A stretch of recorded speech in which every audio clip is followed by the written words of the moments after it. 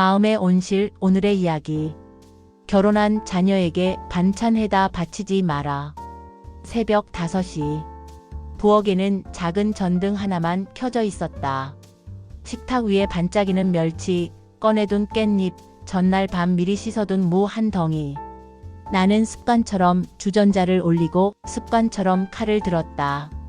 손끝이 차갑고 무릎이 시큰거렸다. 오늘은 된장찌개에 멸치볶음, 깻잎 무침까지. 아직도 나는 아들의 입맛을 먼저 떠올린다. 그 애가 김치를 매워하니까 살짝 덜 맵게 담가야지, 멸치볶음은 딱딱하면 안 먹으니 부드럽게 졸여야지. 이젠 아이도 30이 넘고 아내도 있는 가장이 되었는데 나는 아직도 그 아이를 초등학교 입학하던 그날처럼 작은 가방 메고 교문 안으로 들어가던 모습으로만 기억한다. 그 모습이 내 마음속에서 아직도 자라고 있다. 며칠 전이었다. 아들이 퇴근하고 들렀다가 무심히 말했다. 엄마, 요즘 너무 바쁜데 이런 거 안 해줘도 돼요. 배달시켜 먹으면 되는데 왜 이렇게 힘들게 해요? 나는 웃었다. 하지만 웃음이 입가에만 걸렸다. 그동안 내가 얼마나 새벽마다 눈을 뜨고 허리를 굽히고 손끝이 갈라지도록 반찬을 만들었는지 이 아이는 모른다. 아니, 알려고 하지 않았다. 그저 언제나처럼 식탁 위에 차려진 음식처럼 당연하게 생각했을 뿐이다. 나는 문득 겁이 났다. 혹시 내가 이 아이를 스스로 살지 못하는 아이로 만든 건 아닐까 하고, 이 아이가 내 손길 없이는 밥 한 끼도 해결 못하고 내 눈치 없이는 옷 하나도 고르지 못하고 무슨 일이든 먼저 엄마에게 묻고 결정해야 직성이 풀리는 어른 몸을 한 아이로 만들어버린 건 아닐까. 내가 그토록 바랐던 든든한 남편이자 아버지가 아니라 마마보이가 되어버린 건 아닐까. 나는 그날 밤 늦게까지 부엌에 앉아 있었다. 빈 반찬통이 산처럼 쌓인 싱크대를 보며 한참을 생각했다. 나는 정말 이 아이의 인생을 위해 이렇게까지 해야 하는 걸까? 아니, 이제는 그만 멈춰야 하지 않을까? 부모가 매번 밥을 해다 바치면 아이들은 배고프다는 감각을 잃는다. 부모가 늘 먼저 걱정하고 먼저 챙기면 아이들은 책임감이라는 근육을 기르지 못한다.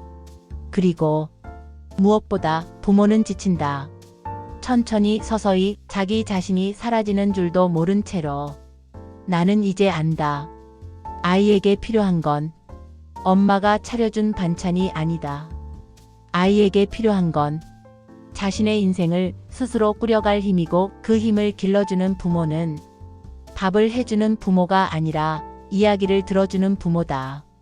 무엇이 옳은지 가르치려 들기보다 먼저 그 아이의 이야기를 들어주고 필요할 때 조심스럽게 조언해주는 것. 그게 진짜 좋은 부모라는 걸 나는 이제야 깨달았다. 며칠 후 아들이 퇴근길에 들렀다. 나는 반찬 봉지 대신 차 한 잔을 내밀었다. 엄마, 오늘은 뭐 안 했어요?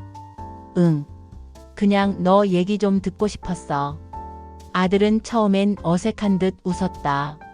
그리고 자기 회사 이야기, 요즘 힘든 일, 아내와 있었던 사소한 다툼까지 하나하나 털어놓기 시작했다. 나는 말없이 고개를 끄덕였다. 그저 들어주었다. 이 아이가 밥이 아니라 마음을 나누고 싶어 했다는 걸 그제야 알았다. 그날 밤 나는 아주 오랜만에 빈 부엌을 바라보며 웃었다. 이제 나는 매일 반찬을 싸들고 가는 엄마가 아니라 필요할 때 아이의 이야기를 들어주고 길을 잃었을 때 조심스레 등을 떠밀어주는 엄마다. 아이의 삶에 매달려 살던 부모에서 아이의 삶을 지켜봐주는 부모로 나는 조금 늦게 제자리를 찾았다. 부모라는 이름으로 너무 많은 걸 대신하지 마세요. 결혼한 자녀에게 반찬해다 바치지 마세요. 그 아이는 당신의 음식보다 당신의 지지와 이해가 훨씬 더 필요합니다.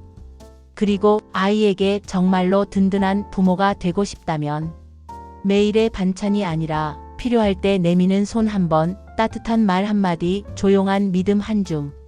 그게 아이를 지켜주는 진짜 부모의 힘입니다. 결혼한 자녀에게 반찬해다 바치지 마라. 그보다 더 값지고 오래가는 걸 당신은 이미 가지고 있습니다.